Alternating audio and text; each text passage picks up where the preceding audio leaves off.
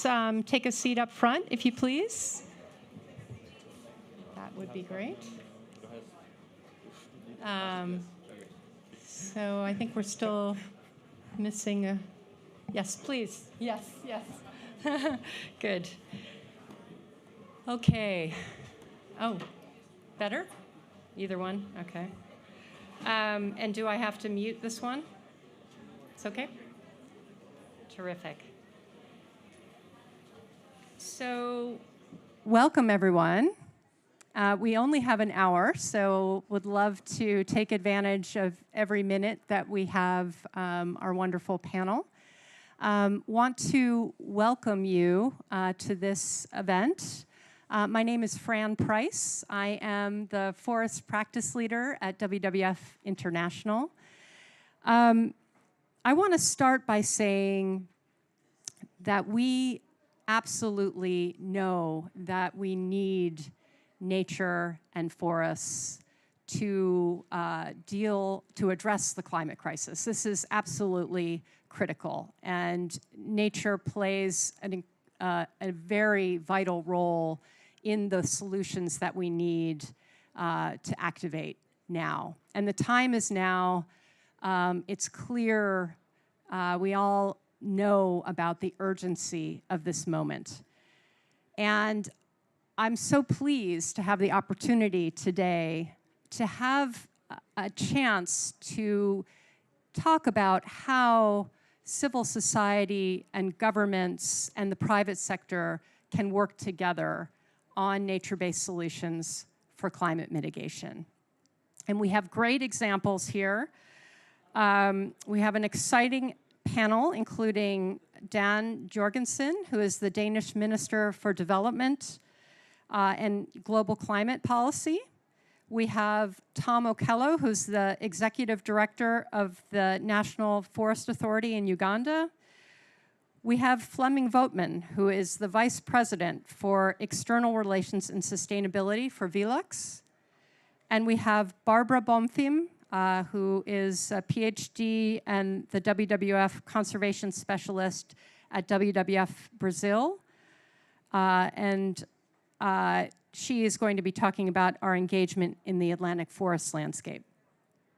So in this panel, you will see how companies are partnering with NGOs and governments to move beyond the voluntary carbon markets and really think about new ways of framing engagements and getting to the ground. And we're also going to look at the Atlantic forest example of scaling and what is happening there and the incredible momentum that is happening on the ground to bring so many partners together to act in the name of high-quality restoration. So in this work, we're also really looking at triple benefits. So work that benefits people, nature, and climate. So when we think about nature-based solutions, we're really thinking beyond just carbon and climate. We're thinking about the triple bottom line. So we hope that you will gain insights into the challenges, the risks, and the lessons learned, and the role of public funding agencies in the global north and how they can invest to support NDCs in the global south. And we've heard repeatedly this week about the importance of increasing our ambition and our action around NDCs. So let us begin. I'm going to give each panelist 5 minutes, and then I will ask a series of questions, and then we will open it up to the audience for your questions, and hopefully we can have a good dialogue. So we will start with Minister Jorgensen, please. Thank you so much for that, and thank you for inviting me to this event. You know, when you leave from your respective country, in my case Denmark, and you have a job like mine, you get a stack of papers like this high to read in the plane. Fortunately, it's 7 hours, so I almost got through them, but I was almost tired before I landed. But one of the things in my calendar that I was really looking forward to is this exact event, because I think you are spot on. Saving our forest is I wouldn't say an overlooked part of the climate solutions, because obviously it's not overlooked, but I would definitely say it's getting too little attention. If you look at all of the different meetings going on these 2 weeks, forests and the need to protect them is not up there in the top as it should be. And why is it that it is so important? Well, first of all, the forests of this planet are carbon sinks. If we chop them down and burn them or do whatever, we will lose these carbon sinks, and if we burn them, we will even get direct emissions. So it's a huge problem in that sense. It's also a huge problem because many places on the planet, when you take down the forest, you also hurt the resilience towards climate change. So not only does it worsen climate change because of the emissions and because of the lack of sinks, it's even worse than that because it also hurts the country's ability to be resilient towards floodings, hurricanes, and other things. And of course, forests are, apart from the sea, the ecosystems that we have with the biggest biodiversity, both plants and animals. And we lose a treasure, in my opinion, every time one species become extinct. This is happening every day, unfortunately. And even though I think actually it's argument enough that every species on this planet has a value in itself, even if you want to make it a monetary question, that's also possible, because when we ruin our ecosystems, very often the consequences turn out to be quite severe also for our ability to grow crops, create medicine, and a lot of other things. I sometimes ask people that are critical towards me with regards to how much money we should spend protecting our biodiversity. I ask them, where do you think everything around us initially comes from? Does it come from space, or what happens? Everything, our clothes, the chairs you're sitting on, medicine, everything fundamentally comes from the planet. Now, we as a species has then, unfortunately, over hundreds of years, developed a society in which we consume these resources in a way that will probably hurt our ability to consume resources in the future, because we risk ruining this planet. And forests are at the core of this. So from the Danish government's perspective, we not only have decided that we want to be in front when it comes to mitigation efforts, that's a story for another day, but we've also decided that we will spend substantial amounts on trying to help other countries do the same, and on climate adaptation. So we allocate 0.7 of our GDI in development aid every year, and of those 0.7%, 35% are now green. Of those, 30% are climate, and of those, 60% is adaptation. A lot of numbers here, I know, but it's important because, first of all, too few countries actually give the 0.7%. And the ones that do don't give enough for adaptation. Now, whether or not to define a forest project as an adaptation project or a mitigation project will be different from time to time, and usually they will be both. We've decided to spend almost 1 billion Danish kroners, about 125 million US dollars, I think, in the years to come on supporting the conservation of forests across the planet, especially rainforests. For the reason that I just mentioned, I could have also talked for a long time about the rights of indigenous people, which is also important, but I'll leave that for another time also.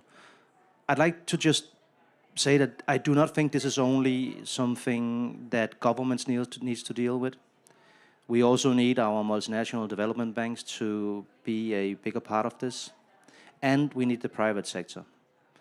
So this is also why I think it's fantastic when a company like Velux really, I don't only say that because Fleming is an old friend of mine, he is, but it's got nothing to do with this, because I do honestly feel that when some companies, I think is it only Microsoft and you, that's of big global companies that have said, we want to calculate how much CO2 we've emitted in our entire lifetime as a company, and then we want to see if we can remedy that by planting forest and protecting forest, and that is just a fantastic deed and a moral obligation that actually, legally speaking, we could never as politicians give you, but we don't have to because you take it upon yourselves. So I really want to commend you for that, and I would also say that any other companies that could do similar things, maybe if they cannot afford to do as much as you, then do 1/10 of what Velux does, and it would still be progress. Also, I think that the way that you are working with WWF and others is a very good way of doing this. In my terminology, in development policy, we call it localization, meaning that instead of just coming from one country with some money and a defined project, we actually work very closely together with people on the ground, locals that know how things work in that country. And that's a very, very important thing also for trust building. Thank you so much. Thank you so much, Minister Jorgensen. Now we'll move to Tom Okello. We'd love to hear your thoughts on this topic. Thank you so much. Yeah, thank you so much, moderator. Good morning, everybody, and my colleagues, the panelists. Have already been introduced, and I just want to say that as a country, Uganda, at one point around 1900, was over 50% forested.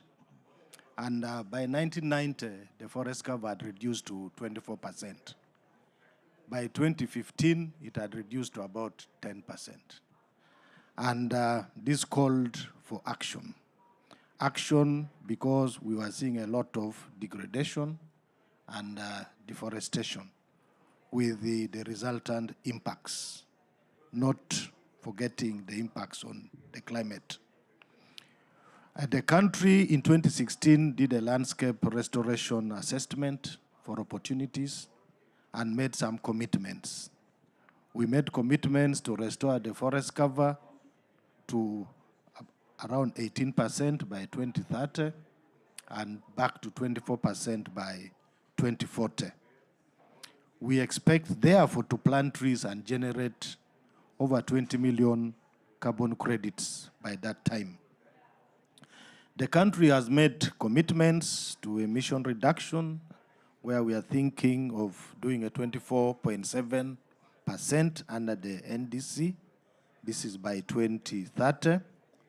We recognize that our biggest emissions come from the Folu sector, where it is estimated that about 82.7% of the country's emissions come from agriculture, forestry, and other land uses, with agriculture and forestry contributing the greatest percentage. We encourage partnerships. We welcome partnerships and investment in restoration programs. And we acknowledge our over 30 years partnership with WWF, especially in the Albertine Rift, which is one of the biodiverse areas of the country. We have a RED Plus strategy and action plan. We have developed the country's 10-year restoration action plan. The country still faces the problem of very high population growth. Our rate is about 3.2% per annum. And we expect the population to double by around 2050. And currently, we are around 46 million people. The land area is fixed at 240,000 square kilometers. And once the population doubles, we don't know what will come next. We were once, our women were once the most fertile in the globe. The fertility rate for a long time was over 7 births per woman. But right now it has reduced to around 4.5, which is still high compared to the global average. So this will have far-reaching bearings on... the other aspect is that we still have about 30% of the people still practicing subsistence survival, living on nature, especially hand to mouth. And these are still directly tapping the resources from nature, using fuel wood 100%, plus others even who are using fuel wood. The fuel wood consumption rate is over 80%, the national average.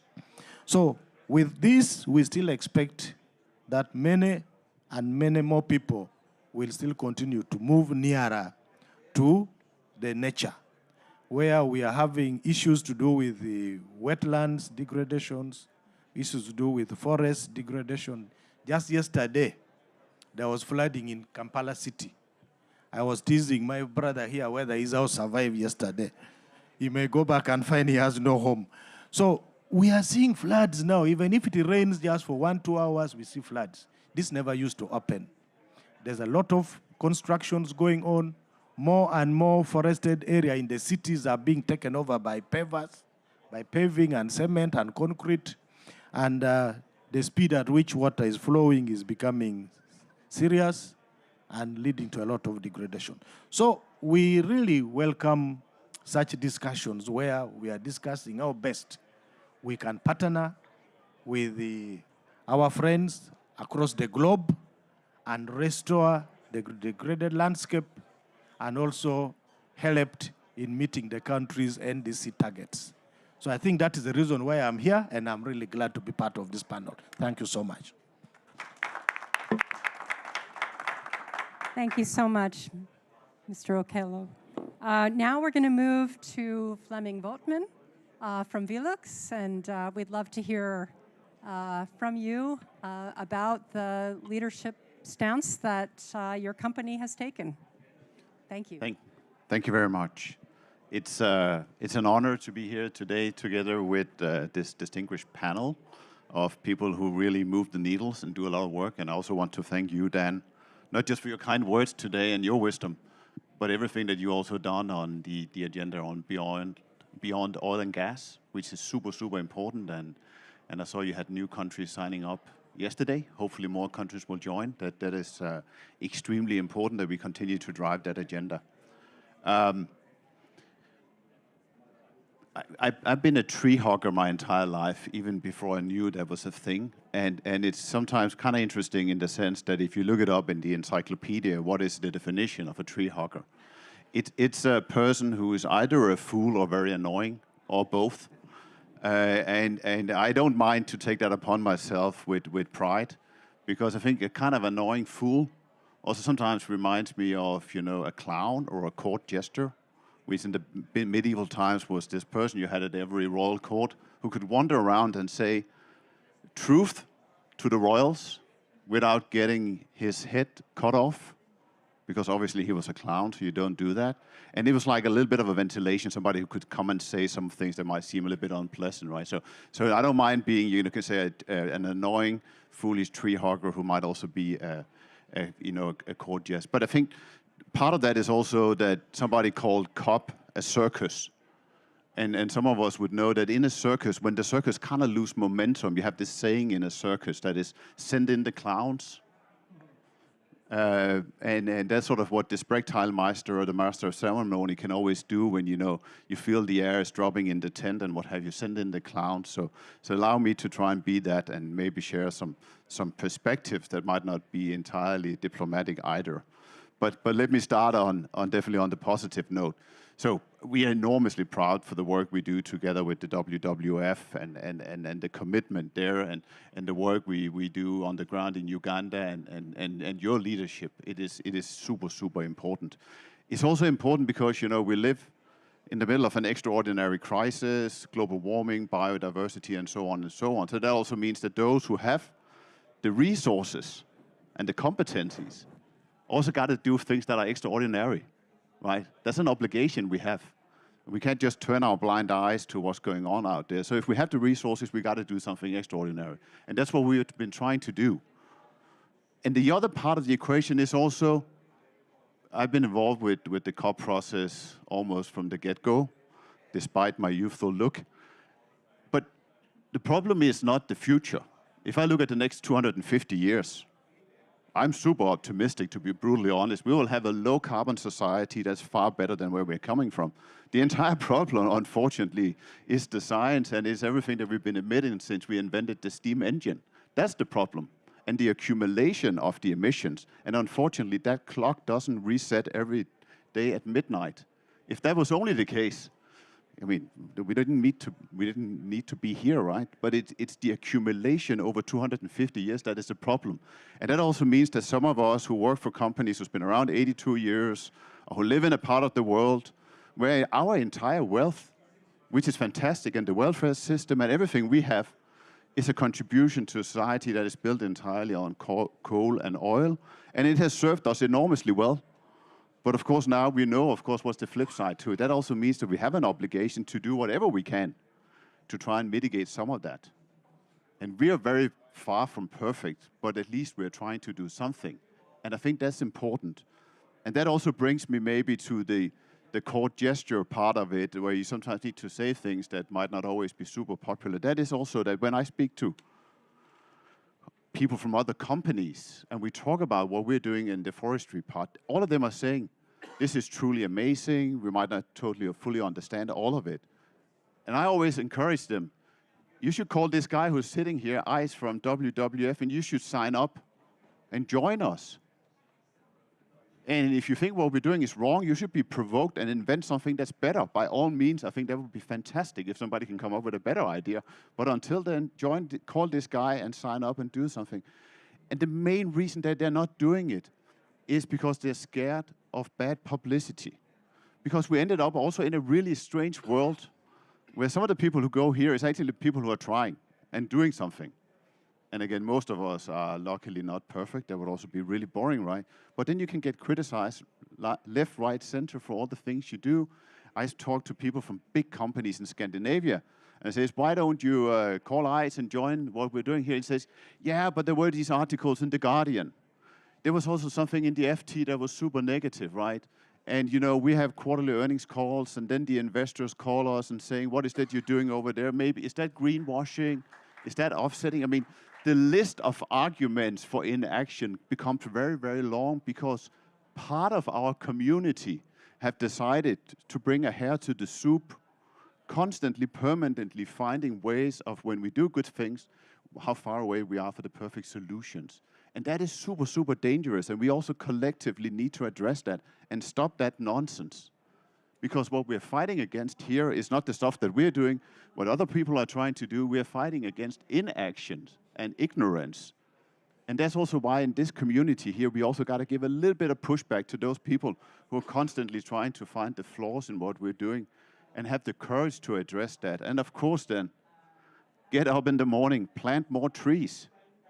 That's an obligation we have, right? But really also to challenge sometimes some of that nonsense that's going on out there. And that is really, really counterproductive because we do know, but everything that we do in our projects, there will be unintended consequences. That is nature. Nature is fantastic and it's chaotic and things will happen that we cannot imagine today. But that should not be an excuse not to do things, right? So we cannot afford inaction or ignorance. So we really gotta rally together and keep the agenda going. And of course, then get up in the morning, hopefully, and plant more trees. Thank you very much. Thank you so much. Really appreciate those words. Can you hear me? Is this on? Okay, good. Now we're going to our final panelist, Barbara Bonim from WWF Brazil. Over to Thank you. you. Okay, it's working. I wasn't sure, but I was not going to test while we were speaking. So, so thank you very much, panelists. I have been very inspired by your words. I think, you know, at WWF we say we don't do anything alone, so together is possible. So it's the only way we're going to tackle climate change, looking at people, nature, and climate, right? We cannot do it alone. So thank you all for engaging with us and working with us. So my mission here is a big one, right? I'm representing so many people, so many pandas. But I'm really happy, to take on this mission. So I'm from Brazil, right? Brazil, in WWF Brazil works in many biomes or landscapes. Brazil is a big country, right? So depending where you are, we have different strategies and we do different things. So in the Atlantic forest, we are on two fronts. One of them is the Trinational Atlantic Forest Pact, which is one of the United Nations World Restoration flagships, right? It's a flagship because it is a case of success for restoration. It involves 360 organizations. So it's humongous, right? And it's leveraging work that started decades ago. And so far, it has restored 700,000 hectares. It has an ambition of 1 million hectares by 2030. Right, so the talk here, in my final talking points, I'm gonna explain how we need corporates to engage and help us scale, right, to something that we want, which is 15 million hectares by 2050, which is very challenging, right? But the Atlantic forest is huge, right? So these numbers are kind of tiny, right? In a landscape that covers 3 countries, Brazil, Argentina, and Paraguay, which is about 140 million hectares, right? So everything in Brazil is very big, right? But the restoration takes time and it's expensive, right? So the challenges is the timing of corporations, the timing of governments, the timing of nature, right? The timing that needs for restoration interventions to start, picking up and working. Another front we are working in is in the state of Espírito Santo, which for us is a model system for our nature-based solutions origination platform, which is a collaboration between WWF US and WWF Denmark, right? Coming together and supporting the development of nature-based solutions interventions in 5 countries. And Brazil is one of them, right? So I am in the engine of this work and super proud. And just to explain, we're co-developing the expansion of a restoration program that has already engaged 4,000 property owners, right? So all this engagement, again, started years ago, right? So we're leveraging a lot of work that started decades ago when restoration was just so expensive. It was not in the narratives of, big corporations, right? So it's very inspiring. So just stepping back a little, I come from science, and the reason why I joined WWF because it's science-based, right? I wouldn't join otherwise. And I wanted to emphasize the rationale for restoration when we think of a nature-based solutions for climate mitigation, right? As Minister mentioned very well, we want to transform carbon sources to carbon sinks, right? When we have degraded land exposed to soil, we have net sources of greenhouse gases. So we want to transform them in net sinks. And in the process, we bring the biodiversity and the people component together, which for us is so important. When we think of this climate, people, biodiversity component, in the climate is not only carbon, but water provision, right? Without water, we don't survive too many days, right? We really rely on water. And water security is a problem, for example, in the Espírito Santo. And then so this restoration program back in the day was actually thought for water provision because of water security. And now we are doing this transformation to be more in this triple benefit, that looks into water, carbon, biodiversity, and people. Just to explain the people component, so property owners, they receive money per hectare that they maintain or restore, right? If they just maintain, they receive certain amount. If they restore, it's a bigger amount. And if the property owner is a woman, she receives 40% more, right? So in this process, we even tackle gender equity and women empowerment. So that's very interesting and a model that we can replicate in other places.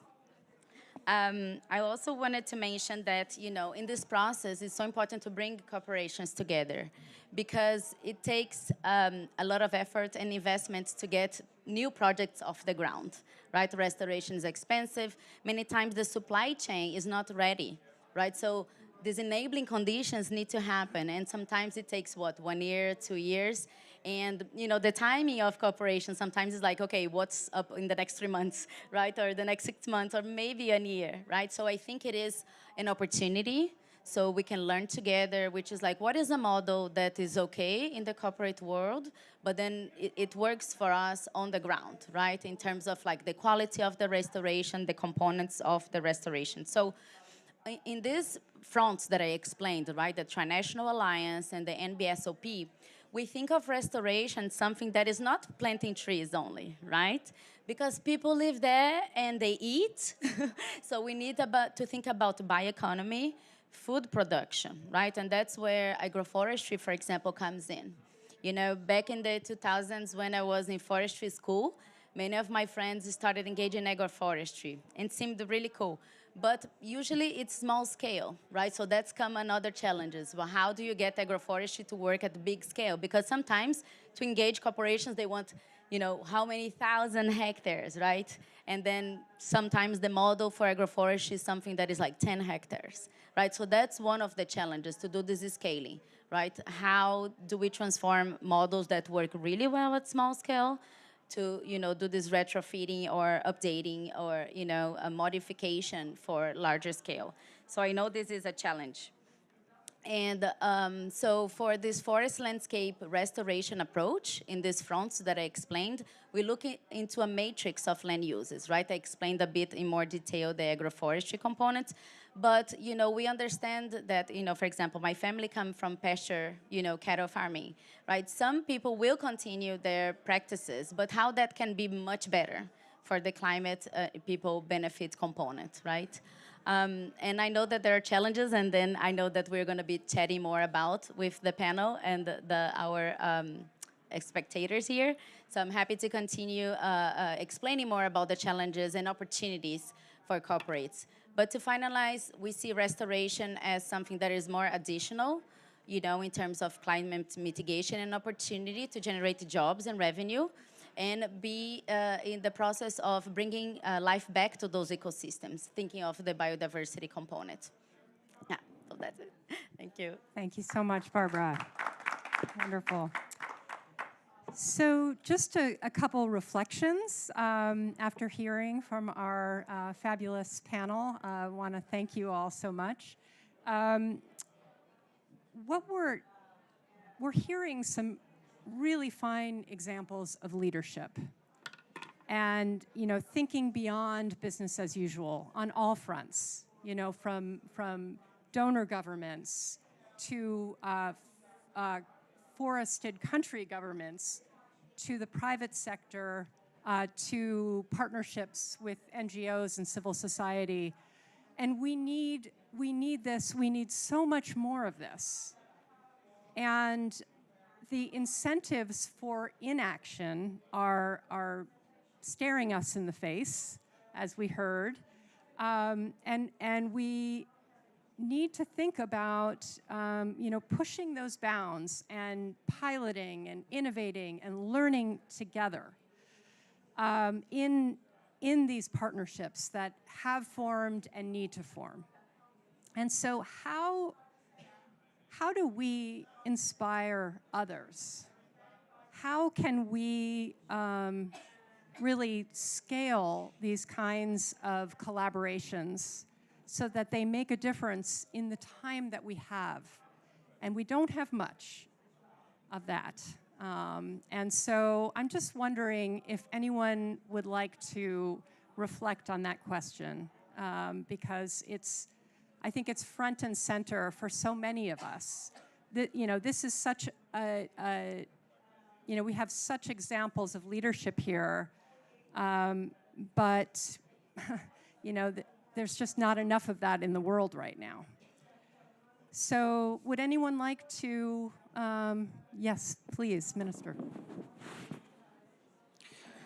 Well, I don't want to sound too cynical, but nonetheless, I think we should exploit the fact that it's actually easier to communicate doing something to save the forest than it is to communicate that we need better thermostats on our radiators all over the world, right? It's easier to communicate that we need to save animal species that are getting close to extinction than it is to tell them about how important it is to make the energy system of Addis Ababa more energy efficient. So even though those things that I mentioned as not being easy to explain are also important, there is a paradox in the fact that actually there's more focus on green energy transition than there is on forestry, because it should actually be easier for us to market the idea. So I would definitely, as a politician, recommend other politicians to also take this conversation with their constituencies, and I think they would get support. For some reason, in Denmark, for decades, we haven't really, in our development aid, focused that much on forestry. But we've changed that now. And I was a bit nervous, I would say, when we proposed our budget for next year, because we're really investing a lot. As I said, 125 million over the coming years in US dollars. And these are development aid money. So I was a little bit worried that maybe people couldn't see the direct connect between development and saving the forests. You know, worst case scenario, you're taking money away from people that are starving and giving them to a rare mouse somewhere, right? But the opposite happened. The opposite happened. I really had a lot of support, both from NGOs, people writing me, just normal citizens saying that they really do support this. So I think we need to communicate better. And I think that there's a really good opportunity there that we haven't yet utilized. And then I would say, more structurally speaking, what do we need to change in the global financial system? Well, many things, but one of them is we need to monetize saving the forest, basically. So carbon credits, it's already there.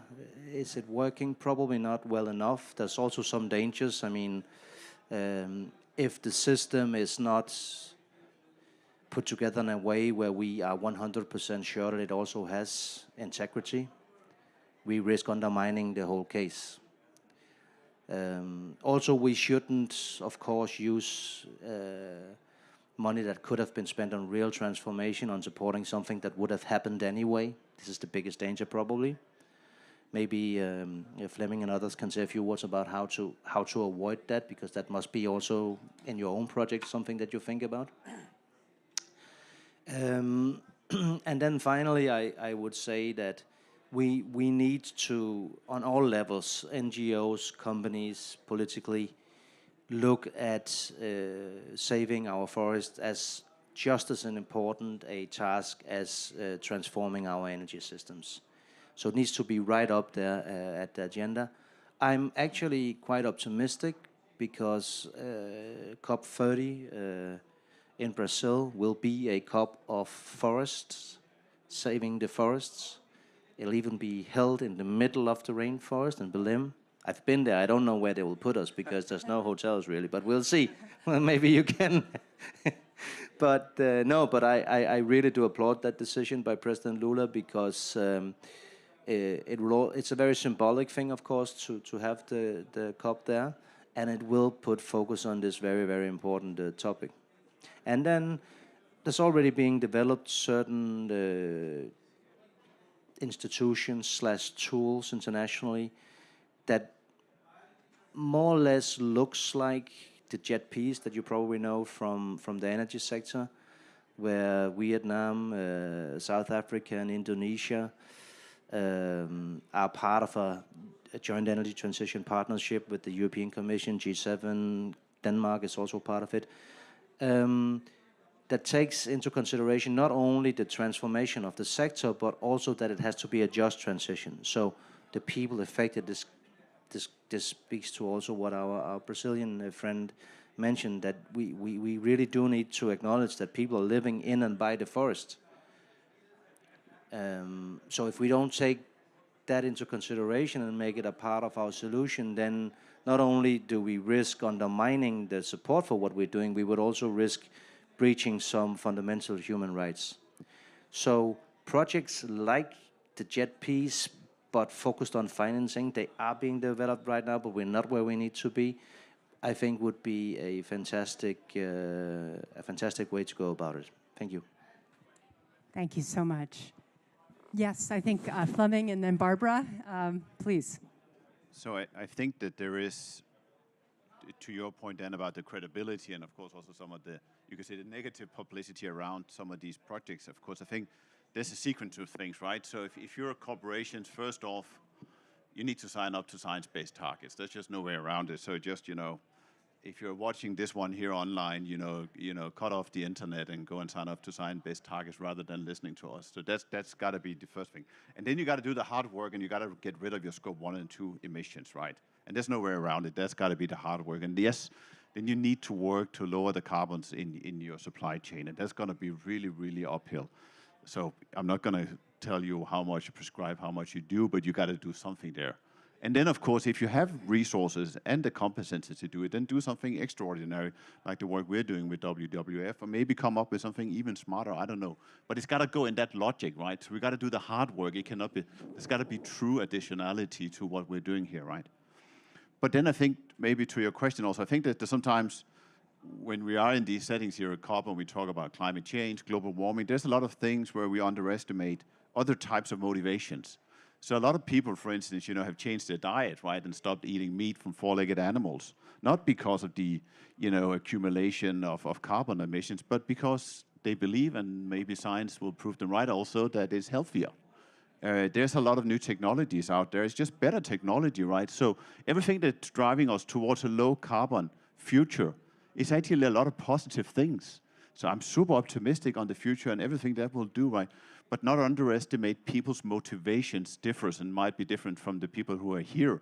And I think that's the beauty of the trees and the forest, that we intuitively, through the between 200,000, 500,000 years we as humans has been on this planet, who's been around for close to 5 billion years, we have an intuitive recollection of the forest and the impact it has on us, right? It is a positive thing, and we should not forget about that. And of course, if you live out here on the Palm, or if you live in the middle of the Strip in Las Vegas, for several generations, you might be able to de-learn that impact. But for the rest of us, we appreciate nature, and that's also an important motivation. And then it doesn't maybe matter about all the particles and all of that. We might not need to understand all of it as long as we do something positive.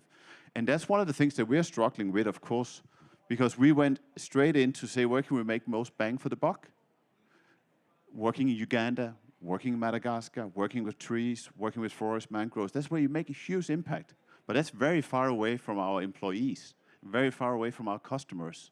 And we should not underestimate that either, and we also need to bridge that. So we'll have to continue to do what we do today, but we also got to be better at bridging with our own employees and our customers and do things that might be closer to home, who might have a little less of an impact, but for sure will really drive motivation and enthusiasm about all of these things. And that is not an either-or, because we can do all of it, and we should do all of it.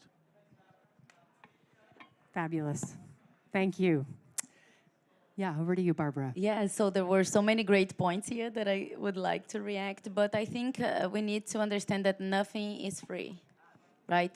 Everything has a price, and indigenous peoples and local communities know that. And that's why we still have 80% of our biodiversity being protected by them. They know they can't fish all the fish.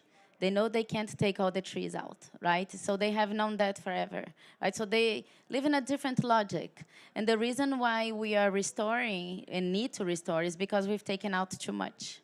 And that's not sustainable, right? So there is no way around it. And, reacting about the corporate role and ambition, etc., let's not reinvent the wheel. Why don't we work with initiatives and people who are already doing work in the ground, right? In the Atlantic Forest, for example, the flagship, they have been doing, 360 organizations have been working for decades.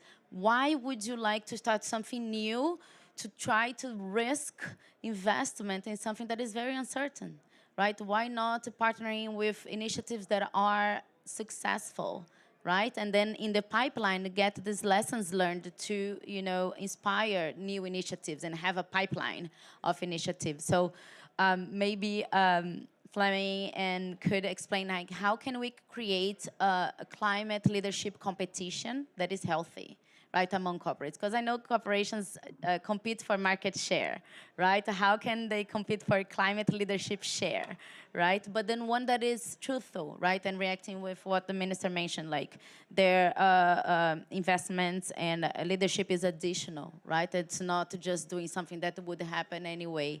And then again, partnering with organizations who are already doing the work is the way to go, right? It decreases risk, right? Instead of doing something that, you know, you have no expertise, maybe. So yeah, so something to think about.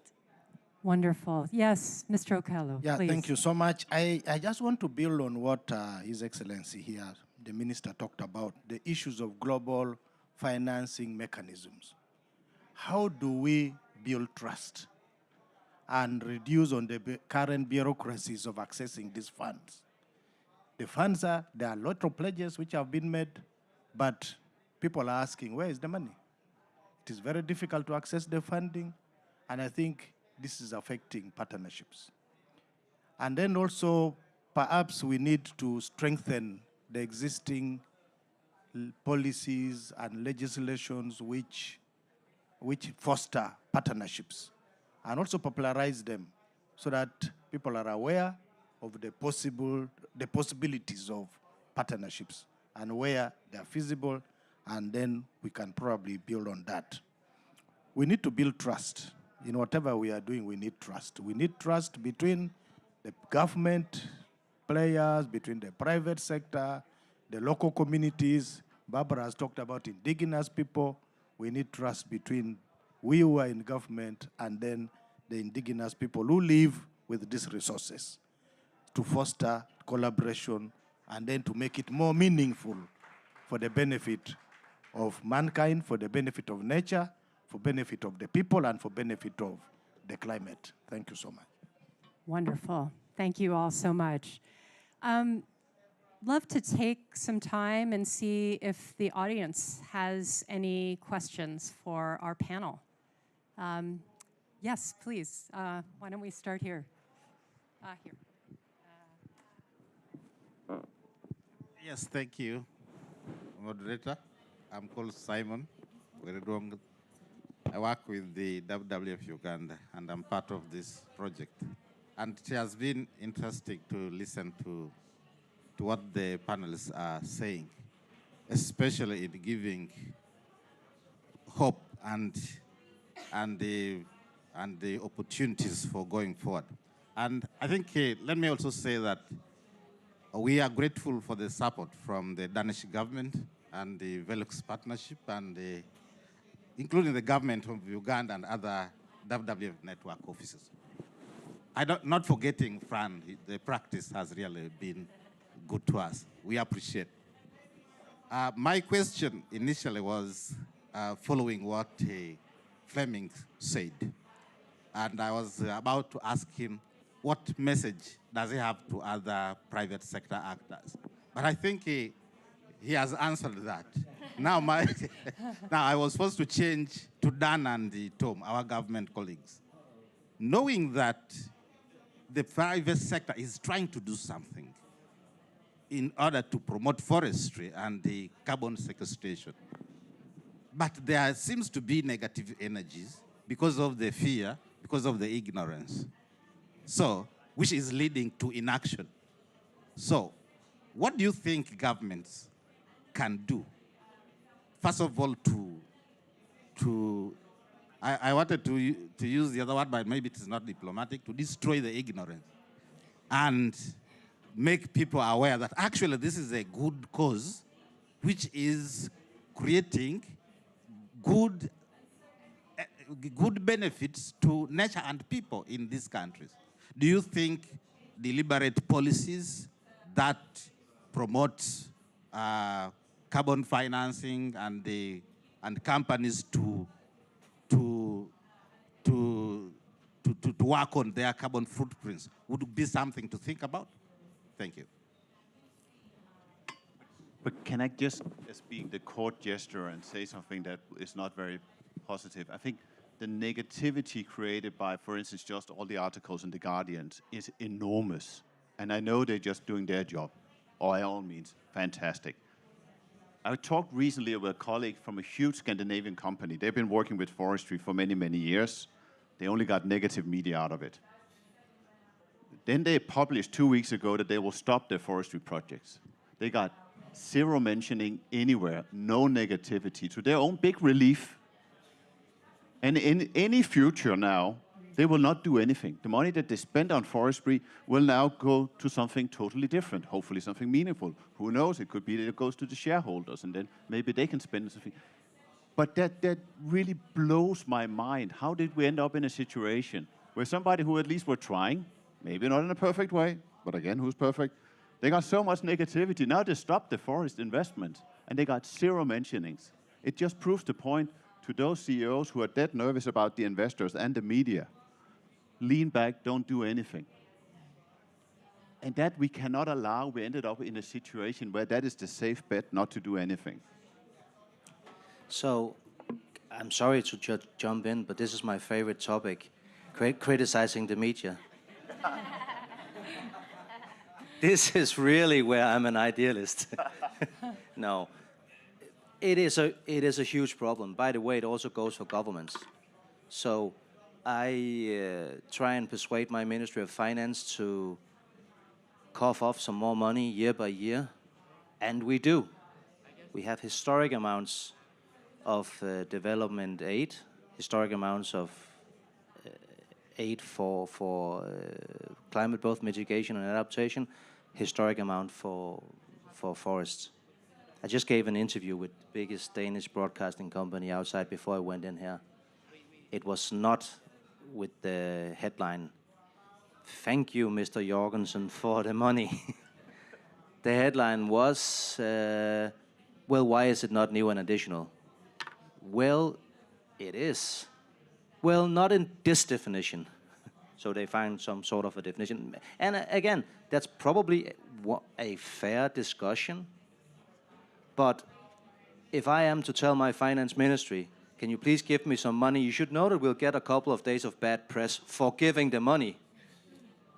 It's easier not to give the money. So again, I don't know what to do about it, because there's definitely an argument that the press is also just doing their job, but maybe the ones of us trying to do our best needs to be even better communicators. I would say WWF, when I used to teach at universities around the world in environmental policy in praxis, I called my course, and I would always use WWF as the best example of how to communicate efficiently. The panda bear. I mean, this is just so fantastic. It's a very, very known logo, I think. Probably not as known as McDonald's logo, but probably close to, right? So this is just taking one animal that everybody likes, and then just by projecting that animal, everybody knows what this is about. It's about saving and conservation around the world. So maybe we need to do this, learn from this and do it better. Make it more simple. This discussion already here is so complex. I mean, for people that don't work with this to understand what we mean when we say carbon credits and how the carbon credits markets work and the danger of, I mean, it's impossible. So maybe a simpler way of communicating why these things are important. And then also I have to agree with Fleming, unfortunately, that there are also many real problems here. And I would say to our friend from Uganda, when I talk to investors out there that really wants to put money into these issues, what they usually say is the enabling environments needs to be better. That's a very polite way of saying, well, in some countries there are corruption. In some countries they don't have the capacity to actually make these projects. In other countries, it's working too slow. There's too much red tape. I'm not saying this to blame the countries. I'm just stating it as a fact. And we, as governments, you as companies, you as organizations, needs to take this serious. Because if a Danish pension fund, for instance, they have a lot of money and they want to invest them, but they cannot afford the bad press that we just talked about. They need to be 100% sure that the money they actually give will have some added value and that it will actually work. So maybe sometimes we also need to invest in something as boring as employing more people in the Ministry of Forestry in a country.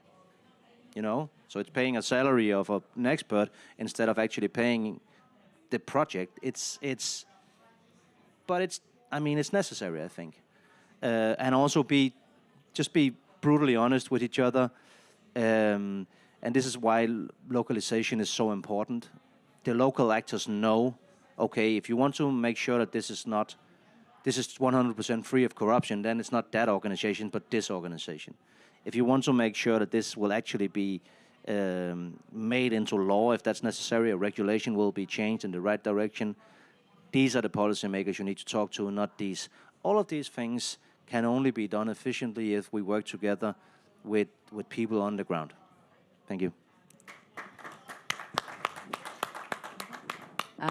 Yeah, okay, it's working.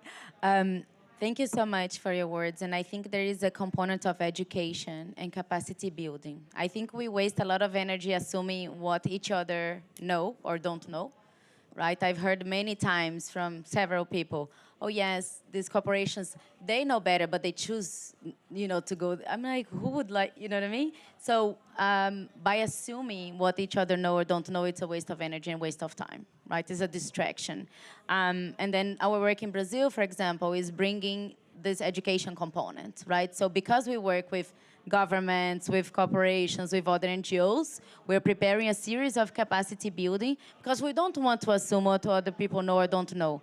Climate science, carbon science is complex. It's very complex. Even for me coming from 2 postdocs, I still don't know many things. I have to sit down and read a paper and, okay, let me read again, So we can't assume that, people in their positions, they know everything. They don't, So whenever an article comes, people are afraid of the headline. They don't have enough information to even judge or have a critical analysis of what the content is, right? So I think organizations like WWF can bring this, the panda robustness to this conversation and have a more productive environment that takes us forward and not backwards.